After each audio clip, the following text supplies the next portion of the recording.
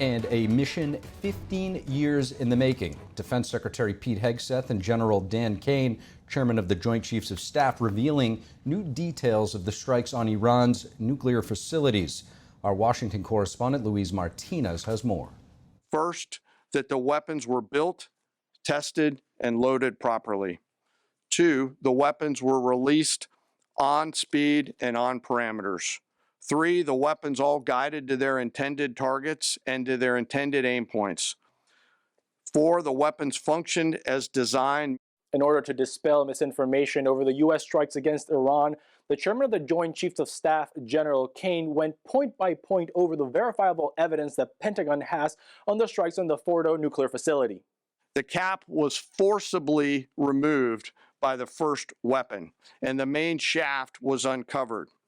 Weapons 2, 3, 4, 5 were tasked to enter the main shaft, move down into the complex at greater than 1,000 feet per second, and explode in the mission space. There was a 6th Massive Ordnance Penetrator dropped on each of the 2 ventilation shafts at the Fordow nuclear facility for redundancy. The Defense Threat Reduction Agency, DETRA, began designing the munition some 15 years ago. See, we're here this morning because in hunting for scandals all the time, in trying to find wedges and spin stories, this press corps and the press corps miss historic moments. Secretary of Defense Pete Hegseth went into detail to clarify crucial elements that were omitted in the reporting of a leaked preliminary assessment of the strikes. It points out that it's not been coordinated with the intelligence community at all. There's low confidence in this particular report. It says in the report there are gaps in the information. It says in the report multiple linchpin assumptions are what this assessment, a linchpin assumption, you know what that is? That means your entire premise is predicated on a linchpin. If you're wrong, everything else is wrong. The Department of Defense does not conduct battle damage assessment on its own operations. The intelligence community does. The CIA's assessment is that the strike set back Iran's nuclear program years. General Kane also went into detail of the defense of the U.S. Al Udeid Air Base in Qatar. We believe that this is the largest single Patriot engagement in U.S. military history. It's important to note that senators received a classified briefing from the CIA on the U.S. strikes against Iran this Thursday. That report was preliminary. It was done with low confidence. It said it had numerous intelligence gaps. It assumed the worst-case scenario with perfect conditions in Iran. President Trump said that the nuclear stockpile was completely and totally obliterated. I did not receive an adequate answer to that question. Reporting from Washington, D.C., Luis Eduardo Martinez, NTD News.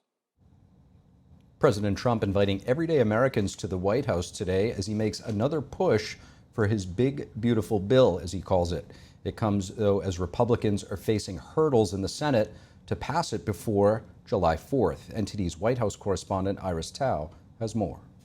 As Republicans near a July 4th deadline to pass the big, beautiful bill and get it to President Trump's desk, President Trump on Thursday held an event to pressure GOP holdouts by highlighting the bill's impact on everyday Americans. Here's him citing an analysis by the Council of Economic Advisors on the bill's economic impact. Economic growth, reduce taxes for the typical American by nearly 15%, and increase take-home pay for the normal family of 4 by at least $13,000, and that takes place immediately. That's not bad, right? Look, I'm looking at that guy back there. Right? That's pretty good. Trump says if the bill fails to pass, it will increase Americans' tax bills by 68%. He further invited everyday Americans to the event, showcasing how the bill will benefit them. Those there include, for example, a DoorDash driver, an electrical lineman, an auto worker, a farmer, and an ICE agent. Specifically, the bill will extend trillions of dollars in Trump's 2017 tax cuts, spend hundreds of billions of dollars on boosting border security, and cut spending on social programs. Border czar Tom Homan also came up to make the case, saying the bill will give more money for ICE agents to arrest dangerous criminals, adding that it should be a bipartisan issue. More agents mean more bad guys arrested, taken off the streets of this country every single day. Every day we arrest a public safety threat or national security threat. This makes this country much safer. Who the hell would be against that? And I get irritated, I get pissed off because I'm sick of meeting angel moms and dads. You want to talk about family separation? They buried their children. That said, Democrats say Trump's big, beautiful bill would hurt the poor, cut health care and food aid, and give tax breaks to the rich. Some Republican holdouts continue to raise issues that a bill would increase the national deficit. Republicans can only afford to lose 3 votes if they want to pass the bill, and the road is getting more and more challenging as the Senate's parliamentarian, or the rule keeper, says that parts of the bill, including its tax plan, would violate the Senate's rules. The White House, though, says that President Trump is adamant that a bill can be passed by July 4th, and President Trump today appealing to both what he calls conservatives and liberals. No matter what you are, it's all about common sense, and I think that's the way I've ruled. I do what's right. I want to have borders. I don't want to have transgender for anybody that happens to leave the house at a young age. In other news, President Trump on Thursday doubled down that U.S. strikes have completely obliterated Iran's nuclear sites. The White House criticizing outlets including CNN and the New York Times for biased reporting using incomplete information. It says that the reporters were being used by leakers in the government, potentially on Capitol Hill or in the intel community, who dislike the president. Reporting by Iris Tao, NTD News. And on trade, President Trump today saying he has signed a deal with China on Wednesday. A White House official confirming to NTD that the Trump administration and China have agreed to an additional understanding to implement the Geneva Trade Agreement. And as President Trump rallies lawmakers to pass his government funding priorities, what will it take to get the bill across the finish line? Joining us live in studio is Congressman Marlin Stutzman. Congressman, thanks so much for joining us again. Thanks, Steve. Great to be with you. It's great to have you. So just less than an hour ago, President Trump hosting the One Big Beautiful event, as he called, at the White House, rallying congressional Republicans to pass his funding priorities. Before we get to the questions, however, let's hear from the president. The day I signed this bill into law, almost every major promise made in the 2024 campaign already will have become a promise kept. Congressman, talk to us about the significance of this bill and what's ultimately in it that the American people need to know about. Well, Steve, so I'll speak to it from the perspective of Northeast Indiana. We're a heavy manufacturing district. We've actually seen manufacturing leave Indiana and the manufacturing, the Rust Belt, as they call it, because those jobs did go overseas because of bad trade policy that President Trump is trying to fix. But what's in the bill and top priority is that it keeps the Trump tax cuts in place. There's going to be a little bit of maneuvering because of the parliamentarian decisions today, but those Trump tax cuts are really important. On average, if we don't do anything and let those tax rates go back up, that's about a $3,400 on average tax increase to the American people. So that's critical. The other pieces that I think are important, no tax on tips. You know, some people say, oh, you know what, that's not as big, that's not as important as what the president's making out to be. Actually, I was in the restaurant business, and I know how important it is for our wait staff to be able to take that tip money home without paying taxes on it. It may be $20, it may be $100, you know, but it's just a little bit of extra money. The other one that I like is no tax on overtime, because it encourages productivity. It encourages, you know, the employee to take put more time in to be able to take that extra money home. So there's a lot of provisions in here that are really important. Yeah, you know, I dine out once in a while, and a lot of the folks that I talk to, some of them actually voted for President Trump, many of them, and they're looking at their watch waiting for those taxes to stay in place. Because, and, you know, also some of the you know, capital gains and there's other tax provisions that are set to expire, but making those permanent or extending them, we'll see what happens over the next couple of days, is really important. And my belief is that let's keep more money in taxpayers' pockets rather than it going to Washington. And I think most Americans agree with that. Congressman, you mentioned the Senate parliamentarian. Senator Tommy Tuberville is actually calling for the Senate parliamentarian to be fired. Yeah. What are your thoughts on this, and what role does the parliamentarian actually play in the Senate? And is it a partisan position? I'm glad the Alabama senator is calling for her to be fired, because, you know, my question today is she's taken out a lot of the Medicaid savings provisions, like, you know, requiring illegals, they can't be allowed to be on Medicaid, able-bodied individuals, you know, so she's taken those provisions out. What I don't understand is how can you pass Obamacare under the same reconciliation process and that be okay?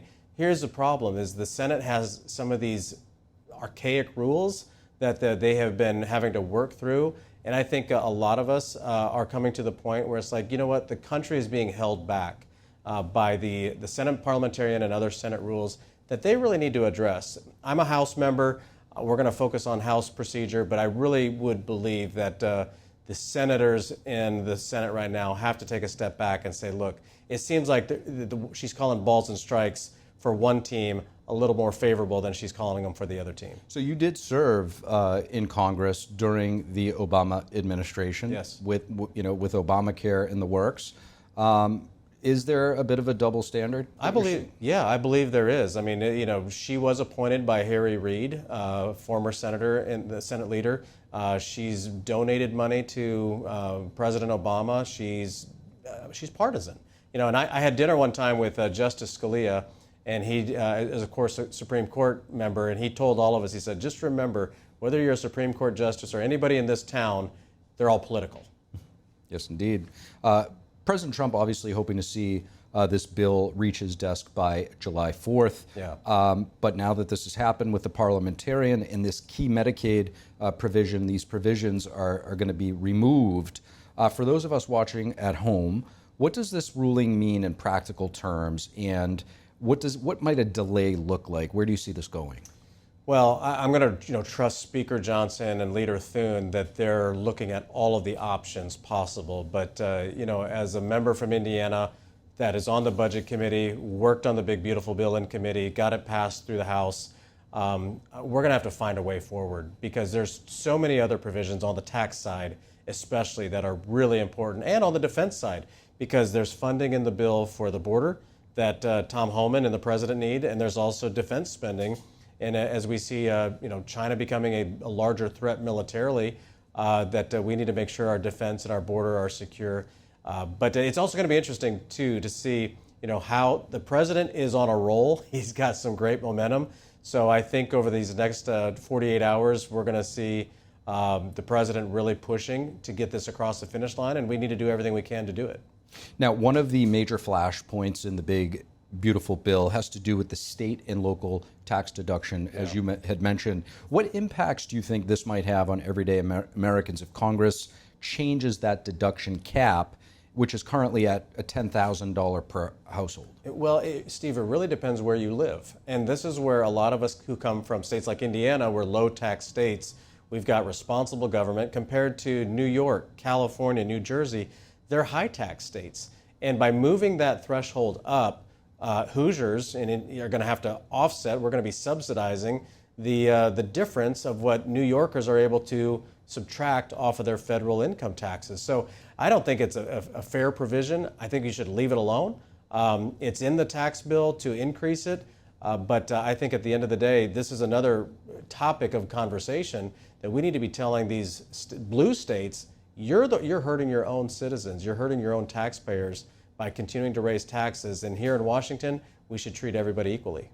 Congressman Stutzman, really appreciate you joining us. Thank you. Thank you. And a decision on abortion funding from the Supreme Court today, ruling South Carolina can block Medicaid coverage for Planned Parenthood. NTD's legal correspondent Arlene Richards has more. A majority of Supreme Court justices on Thursday rejected Planned Parenthood's challenge to South Carolina's decision to bar the organization from participating in its Medicaid program. The court's ruling comes in response to a lawsuit filed by two Planned Parenthood organizations and a patient against the state of South Carolina. They were seeking access to Medicaid funding for family planning services. The state has a law that prohibits providing public funds for abortions. It deems Planned Parenthood an abortion provider. And in July 2018, South Carolina removed Planned Parenthood from its state Medicaid program. But it took steps to ensure other providers were available to offer similar services. The patient alleged she preferred Planned Parenthood for her gynecological care, but she needed Medicaid. They claimed a provision of federal law allowed them to sue the state for blocking their rights. In a 6-3 decision, the court ruled that they cannot sue the state of South Carolina to enforce that provision because the law doesn't allow private parties to sue state actors. The ruling paves the way for the state to terminate Planned Parenthood's access to Medicaid funding. Justice Neil Gorsuch delivered the opinion for the majority, with Justice Clarence Thomas writing a concurring opinion. Justice Ketanji Brown Jackson wrote a dissenting opinion in which she said that the decision today violates the rights of Medicaid recipients to choose their own doctors. Justices Sonia Sotomayor and Elena Kagan joined the dissenting opinion. After the Thursday ruling, 6 more decisions will come on Friday as the High Court winds down its 9-month term. The most closely watched case is President Trump's push to end automatic birthright citizenship. The Justice Department has challenged rulings by 3 lower courts that block the president from enforcing his order limiting birthright citizenship. The department claims the courts vastly overstepped their authority by imposing nationwide injunctions. A ruling in favor of the administration on judicial authority could impact cases beyond birthright citizenship. Arlene Richards, NTD News. A senior Venezuelan official pleading guilty to charges of narco-terrorism and drug trafficking in a U.S. court. The suspect is now facing life in prison. NTD's international correspondent Arian Pazdar has an update. General Hugo Armando Bayros, a former director of military intelligence in Venezuela, has pleaded guilty to narco-terrorism and drug trafficking in the United States. The Trump administration says he could face life in prison. He is charged with conspiracy to import cocaine to the U.S., including a 5.6-ton shipment of narcotics transported from Venezuela to Mexico in April of 2006. Meanwhile, Homeland Security Secretary Kristi Noem is in Latin America, meeting with Honduran President Xiomara Castro. She posted these pictures, saying, "We strengthened our partnership to combat illegal immigration by signing a statement of intent for biometric cooperation." Delegations from both countries reportedly addressed border security, immigration, and the fight against drug trafficking. Before heading to Honduras, Noam visited other Latin American countries, including Costa Rica. Just a few minutes ago, signed an agreement on global entry. As you know, your economy relies a lot on hospitality. Costa Rica agreed to screen all goods entering the country through its airports and seaports to curb the flow of drugs headed towards the United States. Arian Pazdar, NTD News.